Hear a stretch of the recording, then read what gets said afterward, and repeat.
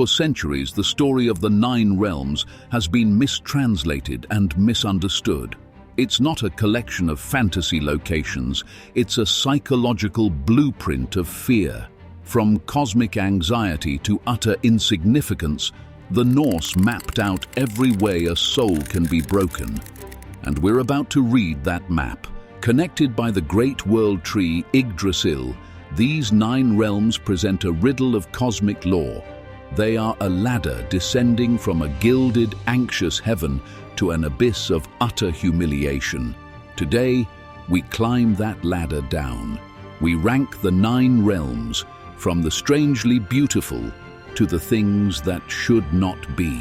Number 9. Asgard, the Gilded Cage. You stand before a gate of shimmering light. This is Asgard, the fortress of the Aesir gods, home of Odin and Thor. Every spire is gold, every hall rings with songs of glory. It is the pinnacle of creation, the realm of order and power. And it is a lie. This is not a paradise. It is a war camp bracing for the end of the world. Every feast in Valhalla is a muster for the final battle. Every laugh from Thor is a moment's respite from the coming twilight. Look closer at the walls. You see they are built not just for beauty but for defense. You see Odin on his throne, but one of his eyes is missing. A price paid not for power, but for knowledge. The terrible knowledge of how it all ends. The terror of Asgard is not in what is there, but in what is coming. It is the quiet, gnawing dread of the inevitable. It is the anxiety of a king who knows his kingdom is doomed. It's the most beautiful, most orderly place in the cosmos, and it is built on a foundation of pure, inescapable despair. Number 8. Vanaheim, the Wild Garden. Leave the rigid walls of Asgard behind. Travel to a world of deep forests and misty glens, where the very air thrums with an ancient, untamed energy. This is Vanaheim, home to the Vanir, gods of fertility, magic, and nature. It is a place of breathtaking, chaotic beauty. But you feel it, don't you? This is not the ordered magic of Odin. This is something older, something wilder. This is the magic of Freyja, the magic of cider, a power that even the Allfather feared to touch, for it could unravel a man's honor. Vanaheim is a realm of life, but life without limit, without restraint. Its beauty is seductive, but it has no concern for you. To step off the path is to be consumed by growth, to be woven into a tapestry of life and death you cannot comprehend. The danger here isn't malice. It is indifference. It is the bizarre, unsettling power of nature in its purest form, a force that gives life and takes it with the same serene, silent breath. Number 7. Alfheim, the Unbearable Light. Now you are brought to a realm where the very concept of shadow has been banished. This is Alfheim, the domain of the Light Elves. The air itself seems to be spun from sunlight and song. The beauty here is so perfect, so pristine, that it hurts to look at. It is a beauty that feels inhuman. The elves move with a grace that no mortal could ever possess. Their faces are masks of serene perfection. There is no grit here, no struggle, no pain. And in that perfection, you find a terrifying emptiness. It is the beauty of a flawless statue, cold and unfeeling.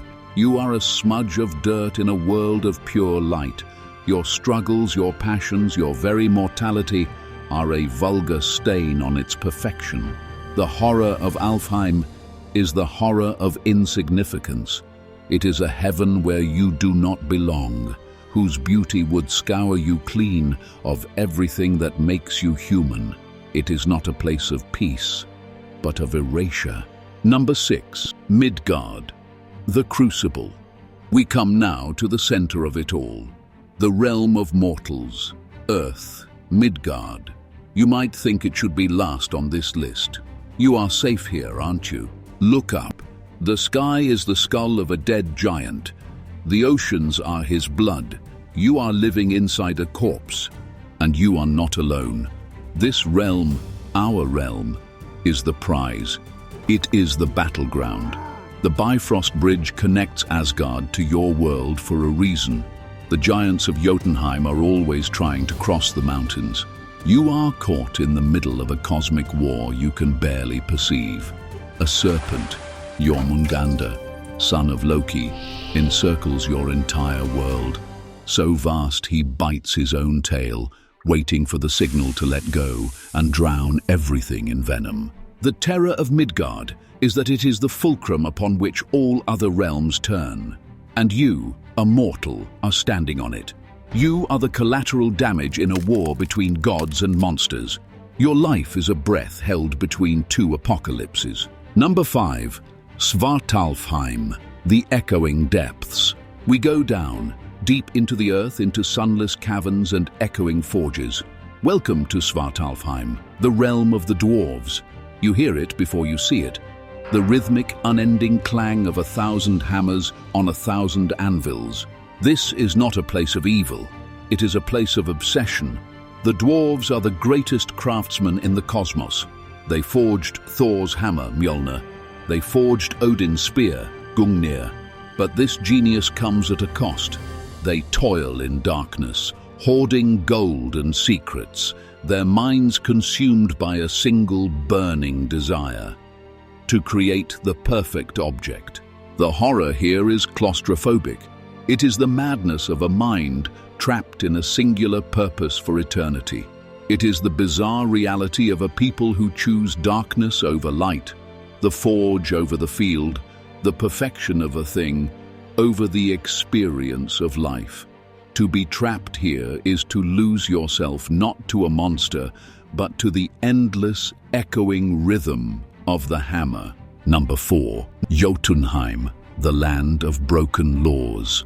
Now we cross the border into true primal terror. We enter Jotunheim, the realm of the giants. And the first thing you notice is that nothing here makes sense. The mountains have legs, the rivers speak in riddles, the very laws of nature that you depend upon are treated as mere suggestions. This is the embodiment of chaos. The giants are not just large men.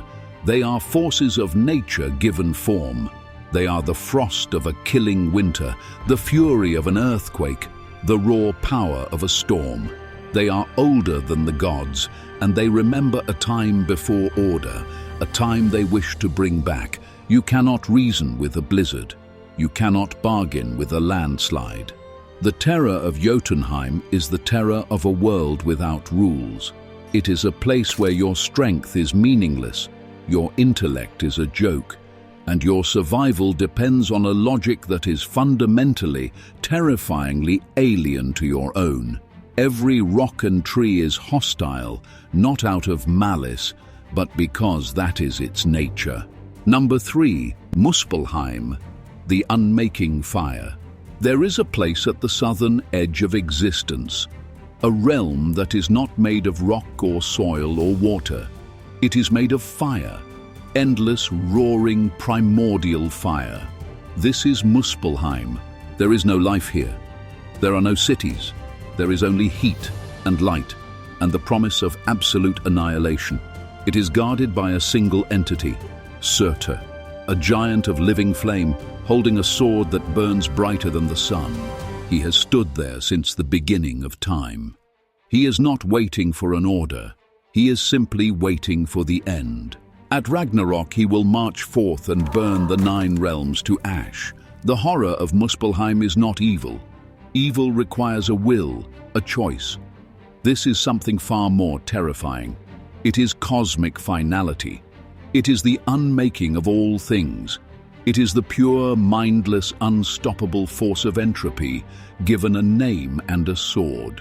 It is the fire that began everything, and the fire that will end it. Number 2. Niflheim, the primordial void. If Muspelheim is the terror of annihilation by fire, Niflheim is its opposite, and somehow worse. This is the realm of primordial ice, mist, and darkness. It is one of the 2 original realms, An endless expanse of freezing fog from which all the cold rivers of the cosmos flow. Think of the most profound cold you can imagine. Now understand that what you are thinking of is warmth compared to Niflheim. This is a cold that does not just freeze water, it freezes time, it freezes thought, it freezes spirit.